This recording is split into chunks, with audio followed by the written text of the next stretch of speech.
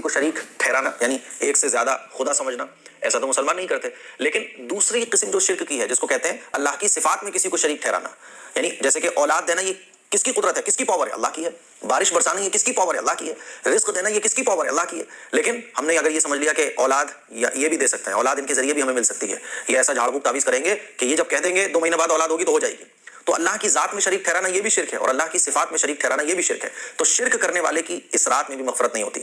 Number 2، ناحق قتل کرنے والا.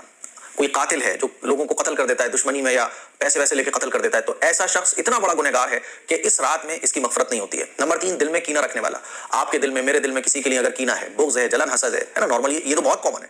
تو جب تک ہمارے دل میں کسی کے لیے کینہ ہے تب تک اس رات کی برکت ہمیں حاصل نہیں ہو سکتی. اسی لیے سب سے پہلے توبہ کریں، اللہ میرے دل میں جن جن لوگوں کے بارے میں کینہ ہے میں اپنے کینے کو ختم کرتا ہوں. اپنی طاقت کے مطابق اس کینے کو ختم کرنے کی کوشش کریں، توبہ کریں کہ اللہ آج کے بعد مجھ سے کینہ نہیں رکھوں گا، تب اس رات کی برکتیں آپ کو حاصل ہوں گی. نمبر 4، بدکاری کرنے والی عورت. زنا کرنے والا مرد اور زنا کرنے والی عورت ہے نا، جب تک آپ اس زنا کے گناہ سے توبہ نہیں کرو گے، شب براءت کی جو فضیلت ہے اور راتوں کی جو برکتیں اور فضیلتیں وہ اس گناہ کرنے والے کو حاصل نہیں ہو سکتی. اسی لیے زنا سے توبہ کریں. زنا کرنے والی عورت کی اس رات میں بھی بخشش نہیں ہوتی ہے. نمبر 5، رشتہ داری کو توڑنے والا. ارے صاحب انہوں نے ہمیں اپنی بچے کی شادی میں نہیں بلایا، ارے وہ رشتہ دار تو مجھے جھگڑتا رہتا ہے، آپ نے رشتہ داری ختم کر دی بالکل. تو رشتہ داری کو توڑنے والے کی شب براءت میں مغفرت نہیں ہوتی ہے. اور رشتہ داری توڑنے کا مطلب یہ ہے کہ آپ بالکل بات چیت بند کر دی آپ نے. تو بالکل بات چیت نہیں ختم کرنا چاہیے ہمیں اپنے کسی بھی رشتہ دار سے. سلام دعا باقی رکھو، بھائی السلام علیکم، خیریت ہے، جب بیمار ہو جائے تو دیکھنے چلے جاؤ، اس کی خوشی میں مت جاؤ چاہیں آپ، لیکن اس کے غم میں ضرور شرکت کرو. جب سامنے آ جائے تو کم سے کم سلام کر لو، تو تم رشتہ داری کو توڑنے والوں میں شمار نہیں ہوگا تمہارا.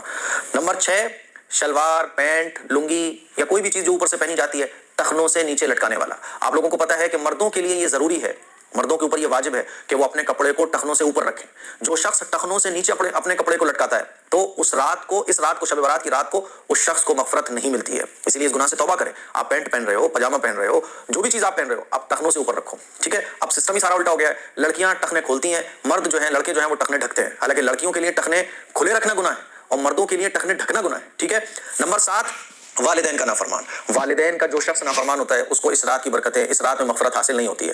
نمبر 8، شراب پینے والا. شراب پینا اتنا بڑا گناہ ہے کہ اس رات میں شراب پینے والے کی مغفرت نہیں ہوتی ہے. تو یہ 8 لوگ ہیں جن کی شب براءت میں مغفرت نہیں ہوتی ہے. نمبر 1، شرک کرنے والا. نمبر 2، ناحق قتل کرنے والا. نمبر 3، دل میں کینہ رکھنے والا. نمبر 4، بدکاری کرنے والی عورت. نمبر 5، رشتہ داری کو توڑنے والا. نمبر 6، اپنے کپڑے کو ٹخنوں سے نیچے لٹکانے والا. نمبر 7، والدین کا نافرمان. نمبر 8، شراب پینے والا. اگر یہ 8 گناہ کوئی کرتا ہے یا